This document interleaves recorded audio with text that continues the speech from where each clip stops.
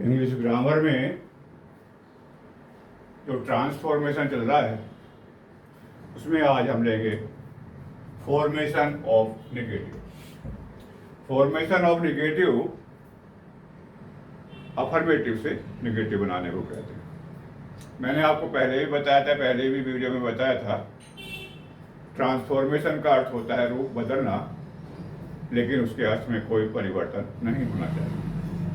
Negative बनाने में बहुत बड़ी गलती होती है, उस तरह हम नोट का प्रयोग करके इतिश्री कर देते हैं। क्योंकि पहली बात तो मेरी समझ लीजिए, मैं हिंदी में अंग्रेजी पढ़ाना जानता हूँ और चाहता भी यूँ हूँ कि हिंदी के माध्यम से अंग्रेजी बनाऊँ और अंग्रेजी पढ़ाऊँ। मैं उन बच्चों के लिए लेसन दे रहा हूँ जो हमारे सीधे साधे जो हमारे स्कूल हैं उनके पढ़े हुए हैं, जो हिंदी को ज़्यादा समझते हैं अंग्रेजी के बजाय, तो जिससे कि वो सरल से सरल भाषा में ग्रामर को सीख सके, यही मेरा उद्देश्य है। तो आते हैं टॉपिक पर। ट्रांसफॉर्मेशन हो गया, दिए गए सेंटेंस का रूप बदलना लेकिन उसके अर्थ में परिवर्तन ना। टॉपिक है फॉर्मेशन ऑफ नेगेटिव। तो पहला जो पॉइंट है इसमें, ही इज पुअर, इसका हमें बनाना है नेगेटिव। इसके लिए देखिए सबसे साधारण सा नियम है कि वाक्य में जब कोई एडजेक्टिव दिया हो, देखिए पुअर को देखेगा, पुअर मीन्स गरीब, जब कोई एडजेक्टिव दिया हो तो उसका एंटोनिम बना दीजिए। बस नोट का क्रिया के साथ नोट का प्रयोग करते हुए उसका एंटोनिम बना दीजिए, उसका विलोम शब्द बना दीजिए। तो इसको हम कहेंगे यूज ऑफ एंटोनिम के द्वारा नेगेटिव बनाना। आ जाइए ब्लॉक बोर्ड पर। ही इज पुअर, वह गरीब है। अगर हम ये कहेंगे ही इज नॉट पुअर तो अर्थ बदल जाएगा इसका, वो तो मालदार हो जाएगा, वो गरीब नहीं है, फिर तो अर्थ बदल गया उसका। हमें तो गरीब ही रखना है, उसे मालदार नहीं करना। ही इज नॉट रिच, पुअर का अपोजिट रिच, वो धनी नहीं है। तो पहला नियम हुआ यूज ऑफ एंटोनिम के द्वारा। He is tall, he is not short, he is wise, he is not fool. नियम नंबर 2 कहता है, जब सेंटेंस में कोई भी ऐसा शब्द नहीं आया हो, एडजेक्टिव नहीं आया हो जिसका कि हम एंटोनिम बना सके, जिसका कि हम विलोम शब्द बना सके, तो उस समय क्या करें? हाँ, उस समय हम क्या करें? उसमें देखिए, पहले तो सेंटेंस को पहचानना है कि किस टेंस का है, उसकी हेल्पिंग वर्ब के साथ नोट लगाएंगे और उसके बाद तुरंत फेल टू लिखते हैं और फेल टू के बाद मुख्य क्रिया की फर्स्ट फॉर्म आती है। इसे हम बोलते हैं डबल नेगेटिव के द्वारा नेगेटिव बनाना। डबल नेगेटिव के द्वारा, क्योंकि एक बार तो हमने उस टेंस की हेल्पिंग वर्ब को लिया है और उसके बाद फेल टू लगाया है।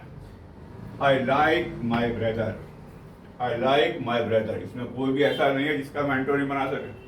तो ऐसे समय हमें डबल नेगेटिव का प्रयोग करना हुआ। पहले सेंटेंस को पहचान लीजिए, present indefinite. I do not fail to like my brother, इसमें यही करना है। पहले सेंटेंस की हेल्पिंग वर्ब के साथ नॉट का प्रयोग, उसके तुरंत बाद फेल टू का प्रयोग करते हुए मुख्य क्रिया की जो फर्स्ट फॉर्म है उसको लिखा जाता है। I like my brother, I do not fail to like my brother.